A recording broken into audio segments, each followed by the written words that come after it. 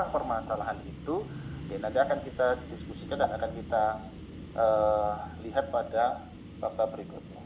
Maka saya menyusun Bapak Ibu, saya menyusun 5 pertanyaan. Saya menyusun 5 pertanyaan untuk diskusi kita hari ini. Yang pertama, apa yang terjadi dengan lulusan sarjana di Indonesia? Nah, sehingga ada satu pernyataan tadi dari Prof. Romadi juga menyatakan bahwa kita ini juga mencetak pengangguran tidak kentara. Nah, sebenarnya apa yang terjadi dengan lulusan sarjana di Indonesia? Kenapa pernyataan ini bisa muncul? Nah, harapannya nanti Bapak Ibu juga bisa menyampaikan pandangannya terkait hal ini. Kemudian yang berikutnya, pertanyaan kedua adalah mengapa banyak sarjana justru kesulitan mendapatkan pekerjaan setelah lulus. Nah, padahal mereka ini kan semestinya sudah punya ijazah S1 begitu ya, pernah menempuh pendidikan 4 tahun paling tidak.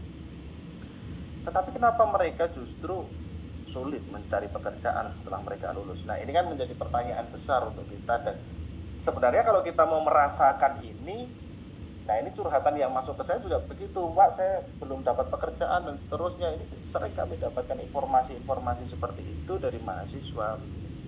Nah, apa sebenarnya? Kami coba analisis, kami coba untuk tanya apa yang kemudian menjadi kebutuhan di dunia kerja, begitu kan. Oleh karenanya, pertanyaan berikutnya ini muncul. Apa yang harus dilakukan mahasiswa dalam mempersiapkan diri untuk menyelesaikan kuliah?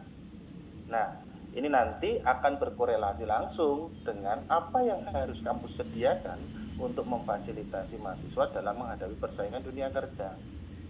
Karena dua hal ini tidak bisa dipisahkan. Mahasiswa itu apa yang harus dilakukan? Kan kampus sebagai lembaga yang menaungi mahasiswa harus memfasilitasi tentunya. Nah, tentunya ini akan menjadi bahan diskusi yang menarik, dan kami mohon nanti Bapak Ibu bisa sharing tentang pengalaman di bidang masing-masing atau pengalaman di instansi masing-masing dalam menyelesaikan permasalahan ini. Kemudian berikutnya, apa yang bisa kita berikan untuk pemangku kepentingan atau pemangku kebijakan terkait dengan saran-saran dalam menanggapi permasalahan ini. Nah, ini adalah hal yang akan kita diskusikan pada pagi hari ini, ya, siang nanti. Harapannya dari 5 pertanyaan ini nanti kita bisa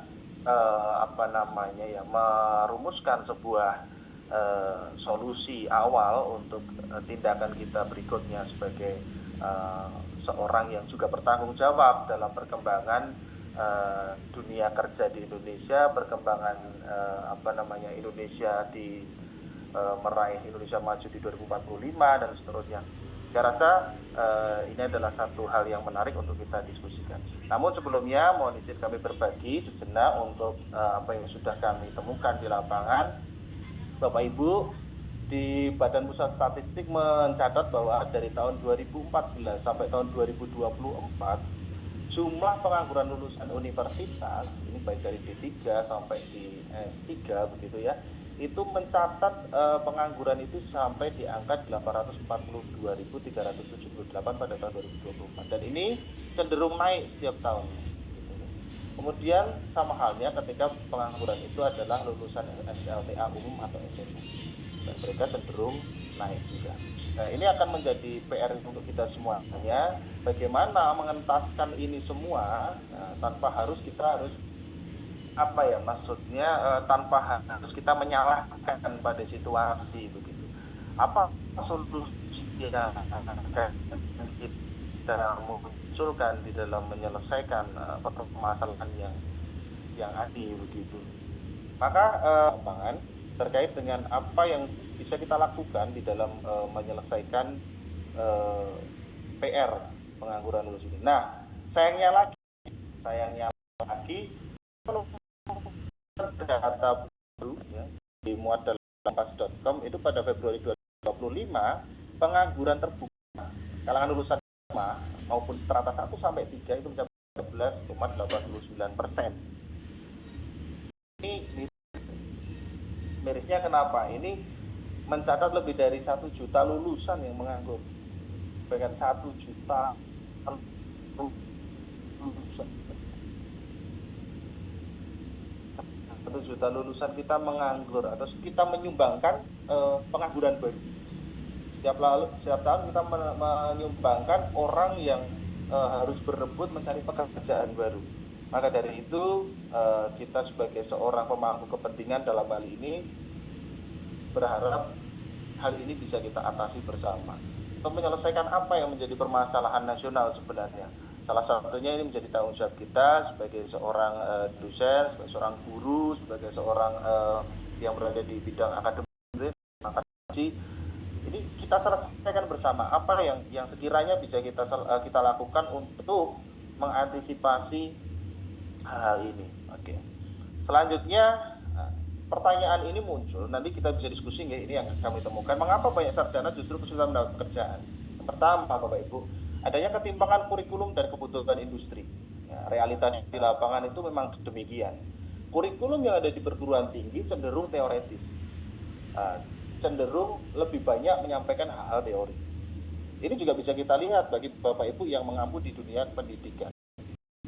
Kami dalam hal ini mencermati Bapak Ibu bahwa ketika mahasiswa kita terjunkan dalam PLP 2 begitu ya, PLP 2 atau praktik lapangan persekolahan atau pengenalan lapangan persekolahan yang kedua, atau kami PLP 2 ya, macam kita PLP sekolah.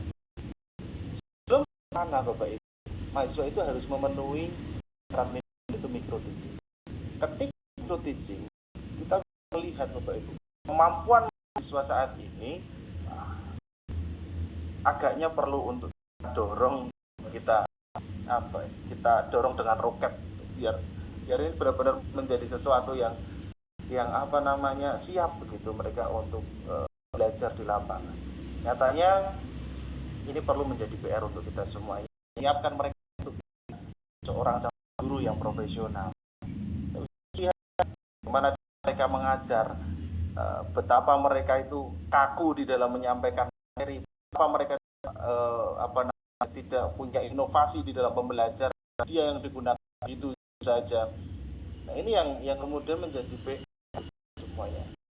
Jika seorang mahasiswa ini bisa lulus,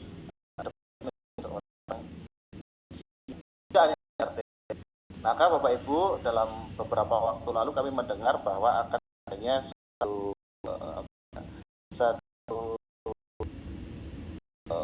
proses meningkat pendidikan profesi atau PPG, kemudian disatukan atau diintegrasikan dengan S1.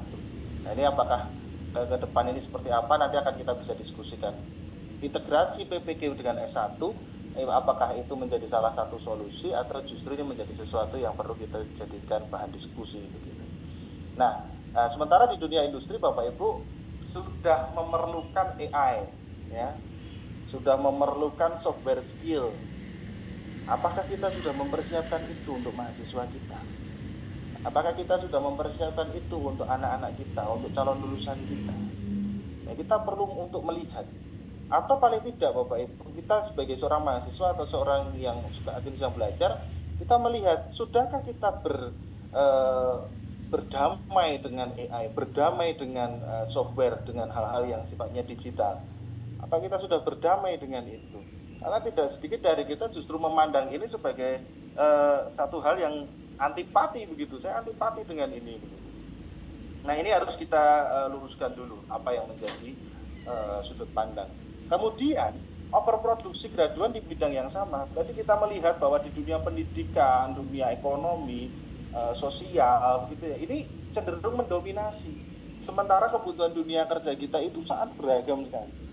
Nah, harapannya hal seperti ini juga menjadi perhatian untuk kita, agar ketika mereka memang saya terjun di dunia pendidikan, tapi saya juga harus bisa membuka sebuah wirausaha. Saya harus bisa untuk terjun di bidang industri yang lain gitu. Misalkan apakah bisa seorang lulusan pendidikan bahasa dan sastra Indonesia bekerja di sebuah pabrik? Bisa saja. Sebagai apa? Saya dulu begitu Bapak Ibu. Saya kerja di sebuah pabrik apa? Pabrik buku tapi ya, percetakan. Bekerja di percetakan sebagai seorang editor.